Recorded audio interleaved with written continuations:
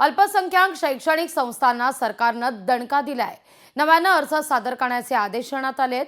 जुलै 2017 पूर्वी ऑफलाईन दर्जा प्राप्त केलेल्या संस्थांना आदेश जारी आहेत। संस्थांना आपलं सरकारवरून नवं प्रमाणपत्र सक्तीचं आहे।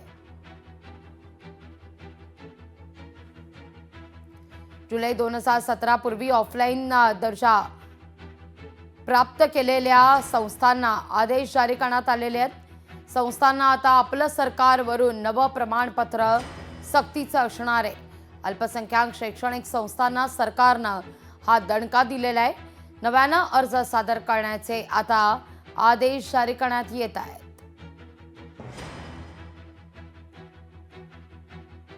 जुलै 2017 पूर्वी ऑफलाईन दर्जा प्राप्त केलेल्या सगळ्या संस्थांना हे आदेश आता जारी करण्यात आलेले आहेत। संस्थांना आपलं सरकारवरून नवं प्रमाणपत्र काढावं लागणार आहे, जे की सक्तीचं असेल। अधिक माहिती घेऊया आपले प्रतिनिधी चेतन ननावरे यांच्याकडून। चेतन, काय अधिक माहिती?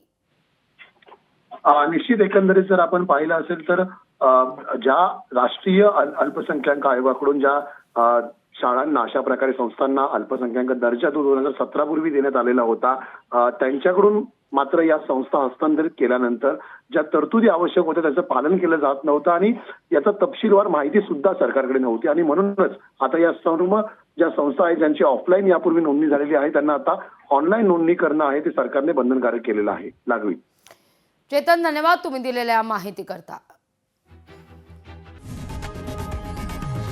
लोकशाही मराठी ऐका, पहा, जागरूक रहा।